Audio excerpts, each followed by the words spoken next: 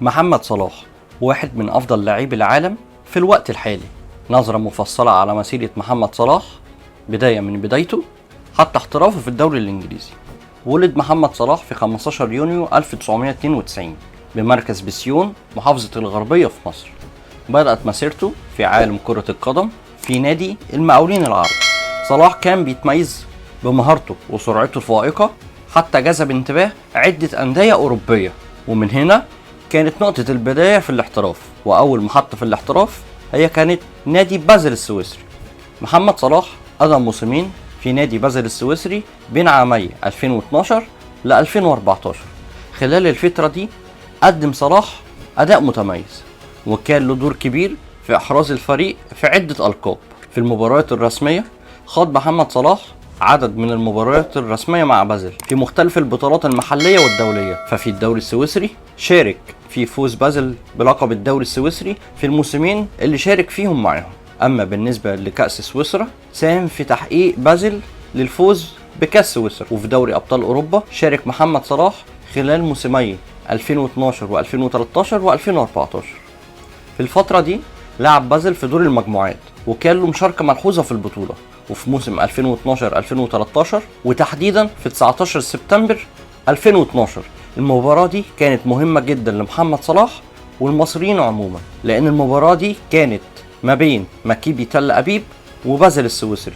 شارك صلاح في المباراة ضد مكيبي تل أبيب الإسرائيلي. بازل فاز في المباراة بنتيجة 2-0، وصلاح قدم أداء متميز وكان له دور في تسجيل الأهداف. وفي 18 سبتمبر 2013 صلاح شارك في مباراة ضد تشيلسي الإنجليزي انتهت بالتعادل 1-1، وكانت المباراة دي في ذهاب دور المجموعات، وكان صلاح له دور هام في تحقيق التعادل. وفي موسم 2013-2014 وتحديدا في 26 نوفمبر 2013 صلاح شارك في مواجهة تشيلسي مرة تانية في دور المجموعات، وانتهت المباراة بنتيجة فوز تشيلسي 1-0.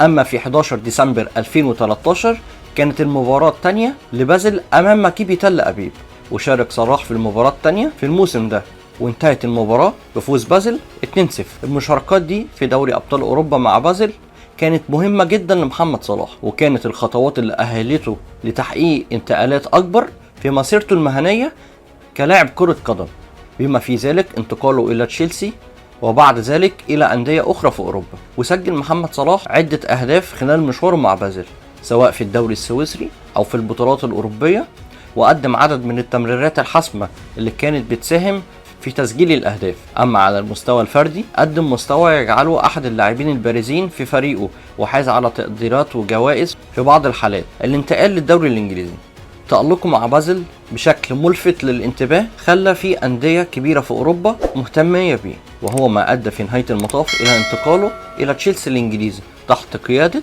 جوزيه مورينيو. رغم أن فترة صلاح مع بازل كانت قصيرة، لكن حقق فيها نجاحات كتيرة وأرقام كبيرة وكانت مهمة جدا في تاريخه الكروي، وفتحت له الباب أمام خطوات أكبر في مشواره المهني، حيث استمر في تحقيق النجاحات مع الأندية اللي لعب فيها بعد ذلك. الانتقال إلى تشيلسي والدوري الإنجليزي تحديدا كان في يناير 2014. انتقل صلاح إلى صفوف نادي تشيلسي الإنجليزي، لكنه لم يجد الفرصة الكافية للعب بانتظام، ولذلك قرر الانتقال إلى نادي فيورنتينا الإيطالي على سبيل الإعارة في موسم 2014-2015. وكانت الانتقال ده خطوة مهمة جدا في مسيرة محمد صلاح، حيث حظى بالفرصة للعب بانتظام في دوري الدرجة الأولى الإيطالي، وذلك لتطوير مهارته وتحسين أدائه الكروي. محمد صلاح قدم أداء متميز جدا مع فيورنتينا، حيث ساهم في تحقيق نتائج إيجابية للفريق في مختلف المسابقات. أما بالنسبة للدوري الإيطالي صلاح شارك بانتظام في مباريات الدوري الإيطالي، وسرعان ما أظهر إسهاماته الإيجابية في الهجوم. سجل صلاح بعض الأهداف الرائعة مما جعله لاعبا محوريا في خط هجوم الفريق. تألق صلاح في فيورنتينا ساهم في تعزيز مكانته في الكرة الأوروبية وفتح له أبواب الانتقال إلى أكبر أندية في المستقبل. بعد نهاية فترة الإعارة مع فيورنتينا عاد محمد صلاح مرة تانية لتشيلسي، بعد كده انتقل إلى روما الإيطالي في صفوف 2015 الاحتراف في الدوري الإيطالي مع روما. بعد أداء متميز مع فيورنتينا انتقل صلاح إلى روما الإيطالي في صيف 2015. استمر صلاح في تألقه حيث كان لاعبا رئيسيا في خطة المدرب رودي جارسيا. قاد صلاح روما إلى تحقيق نتائج إيجابية وسجل العديد من الأهداف الرائعة، وقدم أداء رائعا مع نادي روما الإيطالي خلال فترة تواجده هناك. أرقام صلاح مع روما: شارك صلاح في 90 مباراة مع روما على مختلف الدوريات سواء الدوري الإيطالي أو دوري أبطال أوروبا، وأحرز 37 هدف. وموسم 2015-2016 كان فيه مباريات مهمة جدا له، وأول مباراة كانت ما بين روما وبارما، وفازت روما 3-2، وتحديدا كان في 19 سبتمبر 2015. صلاح سجل هدفين في المباراة دي، أحرز الهدف الثاني للفريق في الدقيقة 56، والهدف الثاني له والثالث للفريق في الدقيقة 87. والمباراة الثانية كانت ما بين روما وبايرن ليفركوزن، والمباراة دي انتهت 4-4، وتحديدا كان في 21 أكتوبر 2015. وقدم صلاح أداء متميز وسجل هدفا في الدقيقة الثانية، وقاد روما للتعادل 4-4 في مواجهة مثيرة. والمباراة الثالثة كانت ما بين روما وفيورنتينا، وفازت روما 2-1، وتحديدا كان في 7 فبراير 2016. صلاح سجل هدف مهم جدا في الدقيقة الثانية، وقاد فريقه للفوز على فيورنتينا. وتحديدا في 4 نوفمبر 2015 روما فاز على تشيلسي بنتيجة 3-0، وده كان في دوري أبطال أوروبا، وسجل صلاح هدف في الدقيقة 48. وفي موسم 2016-2017 روما، وتحديدا في 19 نوفمبر 2016 روما فازت على تورينو في الدوري الإيطالي، وقاد صلاح روما لتحقيق الفوز ب3 أهداف مقابل هدفين، وكان له دور كبير في الفوز. وفي 14 مايو 2017 روما كان عندها ماتش مهم جدا في الدوري الإيطالي مع يوفنتوس، وفازت روما 3-1 في المباراة دي في مباراة الوداع لملعب الأولمبيكو. سجل صلاح هدف رائع وصنع هدف آخر في فوز روما على يوفنتوس. وفي 7 فبراير 2017 روما فازت على فيورنتينا 4-1. صلاح سجل هدف رائع في المباراة دي وساهم في فوز روما على فيورنتينا. المباراة دي كانت تمثل جزء من الإسهامات الرائعة اللي قدمها محمد صلاح مع روما، حيث كان له دور كبير في تحقيق الانتصارات وتألق الفريق في مختلف المسابقات.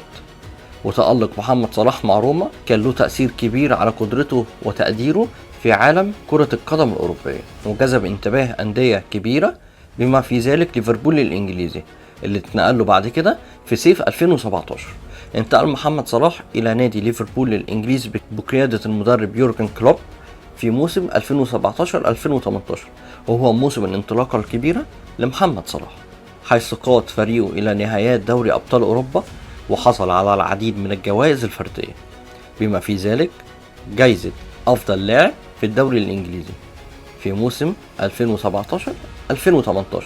صلاح أنهى الموسم ده كهداف للدوري الإنجليزي برصيد 32 هدف في 36 مباراة. وصلاح كان بينافس مع هاري كين مهاجم فريق توتنهام، وسجل هاري كين 30 هدف في 37 مباراة. وهاري كين كان متألق بقوة هجومية مهمة جدا لتوتنهام، وكان بينافس محمد صلاح بقوة على لقب هداف الموسم.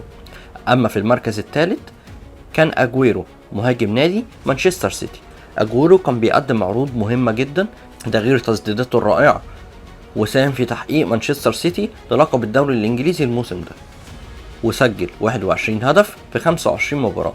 ساهم صلاح بشكل كبير في تأهل ليفربول في دوري أبطال أوروبا للموسم الثاني، وحقق المركز الرابع في الدوري في موسم 2017-2018. قدم محمد صلاح أداء رائع مع ليفربول في الدوري الإنجليزي ودوري أبطال أوروبا. وفي 27 أغسطس 2017 ليفربول اكتسح أرسنال 4-0، وسجل صلاح هدفين وقدم تمريرة حاسمة في فوز ساحق على أرسنال. وفي 18 نوفمبر ليفربول اكتسح ساوثهامبتون 3-0، وقاد صلاح ليفربول للفوز بثلاثية أهداف مقابل لا شيء. في الماتش ده سجل صلاح هدف وصنع هدفين. والمباراة الأخرى كانت تحديدا في 2014، كانت تحديدا في 14 يناير 2018 ليفربول ضد مانشستر سيتي. صلاح سجل هدفين وقدم تألق كبيرا في مواجهة مثيرة ضد مانشستر سيتي. وفي 17 مارس 2018 ليفربول يقسو على واتفورد ب5 أهداف مقابل لا شيء. سجل صلاح 4 أهداف في المباراة دي وأظهر تألقا لافتا. وفي دوري أبطال أوروبا وتحديدا في 17 أكتوبر 2017 ليفربول كسب ماريبور 7-0. صلاح سجل هدفين وصنع هدف في فوز كبير في دوري المجموعات. وفي النسخة دي من دوري أبطال أوروبا ليفربول كسب روما 5-2 وتحديدا ده في 2 مايو 2018 في نصف نهائي دوري أبطال أوروبا. في مباراة الإياب من نصف نهائي دوري أبطال أوروبا سجل صلاح هدف وصنع هدفين آخرين. المباراة دي كانت جزء بسيط من إسهامات صلاح في موسم 2017-2018. ساهم بشكل كبير وحاسم في تحقيق نجاحات كبيرة لليفربول في كل من الدوري الإنجليزي ودوري أبطال أوروبا. وفي 2018 وصل محمد صلاح تألقه مع ليفربول في الدوري الإنجليزي الممتاز ودوري أبطال أوروبا. أما بالنسبة للدوري الإنجليزي شارك صلاح في 38 مباراة، سجل 22 هدف وأحرز المركز الثاني في هدافين الدوري الإنجليزي خلف ساديو ماني. ساهم صلاح بشكل كبير في الهجوم القوي لليفربول وكان له دور حاسم في المنافسة على لقب الدوري. وفي دوري أبطال أوروبا كان له مشاركة كبيرة بفوز ليفربول باللقب الموسم ده. وأهم مباراة لليفربول في دوري أبطال أوروبا كانت أمام ريال مدريد. أما بالنسبة لدور المجموعات شارك صلاح في ال6 مباريات وقدم أداء رائع جدا وسجل العديد من الأهداف. في دور ال16 وربع النهائي قاد صلاح ليفربول إلى التأهل للدور ربع النهائي بعد مباريات مثيرة أمام بورتو. وفي دور نصف النهائي في مواجهة مع روما قاد صلاح ليفربول بأداء رائع، سجل هدفين وصنع 2 وساهم في التأهل لنهائي دوري أبطال أوروبا 2018 أمام ريال مدريد. التقى ليفربول بريال مدريد في المباراة اللي اتقامت في كييف أوكرانيا وتحديدا كان في 26 مايو 2018. المباراة دي مشهورة جدا في تاريخ محمد صلاح وفي أذهاننا كمصريين. وفي الدقائق الأولى من المباراة دي تعرض صلاح لإصابة مشهورة جدا كانت في كتفه بعد تدخله مع قائد ريال مدريد سيرجيو راموس. بسبب الإصابة دي اضطر صلاح للخروج من المباراة في الدقيقة 30 مما كان له تأثير كبير جدا على أداء ليفربول في تلك المباراة. والنتيجة النهائية انتهت المباراة بفوز ريال مدريد 3-1 ليحقق الفريق الأسباني لقب دوري أبطال أوروبا للمرة الثالثة على التوالي، رغم ان الإصابة اللي تعرض ليها صلاح وخروجه من المباراة النهائية، إلا ان مشاركته القوية خلال مسار الفريق نحو النهائي كانت أهم العوامل الرئيسية في تحقيق ليفربول للوصول إلى تلك المرحلة المهمة من البطولة. ساهم صلاح بشكل كبير في فوز ليفربول بدوري أبطال أوروبا الموسم اللي بعديه، حيث توج الفريق باللقب بعد الفوز على توتنهام في النهائي، وسجل 4 أهداف في دوري أبطال أوروبا وكان له تأثير كبير في مساهمة ليفربول في التتويج باللقب. وقاد صلاح ليفربول بأداء رائع في المراحل النهائية من دوري أبطال أوروبا وساهم بشكل كبير في تحقيق النجاح. محمد صلاح لاعب محوري في تحقيق الإنجازات لليفربول في 2018-2019 حيث حقق الفريق اللقب الكبير في دوري أبطال أوروبا. وفي موسم 2019 في الدوري الإنجليزي شارك صلاح في 38 مباراة من الدوري، سجل 22 هدف حيث كان ثاني أفضل هداف في الفريق خلف ساديو ماني. وصلاح كان عنصر أساسي في الهجوم القوي لليفربول وكان له دور كبير في المنافسة على لقب الدوري. أما بالنسبة لدوري أبطال أوروبا 2018-2019 شارك صلاح في جميع مباريات دور المجموعات وساهم في تأهل ليفربول للدور السادس عشر. واجه ليفربول بايرن ميونخ في دور ال16 وتأهل بنتيجة 3-1. في ربع النهائي واجهوا بورتو وتأهلوا بمجموع المباراتين 6-1. أما بالنسبة لنص النهائي واجه ليفربول برشلونة في مباراة شهدت عودة تاريخية، لأن كان ليفربول خسران 3-0 في الذهاب ولكن قلب الطاولة في الإياب وفاز 4-0 وصعدوا إلى النهائي بمجموع 4-3 نهائي دوري أبطال أوروبا تحديدا في 1 يونيو 2019. وده كان في أسبانيا تحديدا في مدريد وجمع بين ليفربول وتوتنهام. شارك صلاح أساسي في تشكيلة ليفربول وسجل هدفا من ركلة جزاء في الدقيقة الثانية. والمباراة دي كانت مهمة جدا في تاريخ ليفربول وتاريخ صلاح نفسه.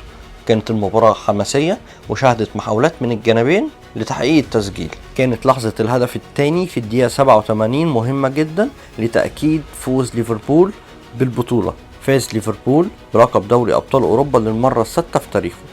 كانت هذه المرة الأولى التي يفوز فيها الفريق باللقب منذ عام 2005. وفي موسم 2019-2020 شارك في مساهمة ليفربول في دوري أبطال أوروبا حيث وصل الفريق إلى ثمن النهائي قبل الإقصاء، والبطولة دي ما كملتش بسبب جائحة كورونا.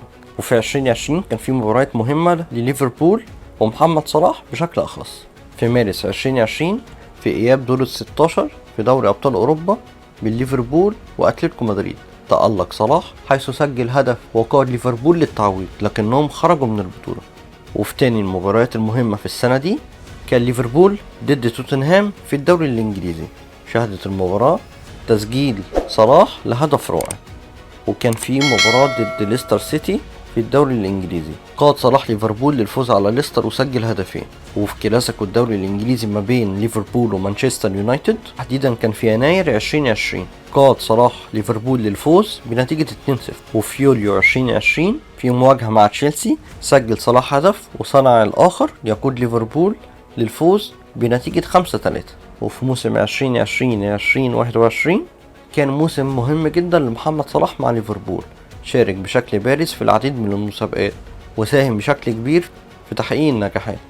في الدوري الإنجليزي الممتاز شارك صلاح بانتظام في مباراة ليفربول في الدوري، والأهداف اللي سجلها في الفترة دي هدف ضد ليدز يونايتد في الدوري الإنجليزي في المباراة الافتتاحية لليفربول في الموسم.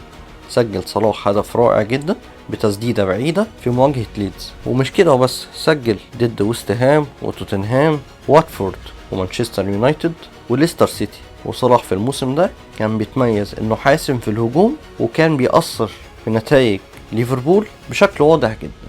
وفي دوري أبطال أوروبا شهد مشاركة محمد صلاح بشكل بارز مع ليفربول فيما يلي بعض الأهداف في دوري أبطال أوروبا 2020. سجل صلاح ضد أياكس هدف المباراة الوحيد وتحديدا كان في ديسمبر 2020. وفي نوفمبر 2020 ليفربول التقى مع أتلانتا وسجل صلاح هدفين في المباراة، وشارك ضد أياكس وسجل هدف. وفي ربع النهائي تحديدا كان في أبريل 2021 سجل صلاح هدف في مباراة الإياب، ولكن لم يكن كافيا للتأهل. أما على المستوى الفردي في تحقيق الإنجازات فاز محمد صلاح بالعديد من الجوائز الفردية، منها جائزة أفضل لاعب في الدوري الإنجليزي الممتاز، وشارك في كأس العالم مع منتخب مصر في 2018، وكان أول هدف لمصر منذ بطولة 1990. ويعتبر صلاح من أبرز الهدافين في تاريخ ليفربول والمنتخب المصري. باختصار كده محمد صلاح لاعب كرة قدم يمتاز بمهارته الرائعة وقدرته على التألق في اللحظات الحاسمة، وهو يمثل مصدر فخر للكرة العربية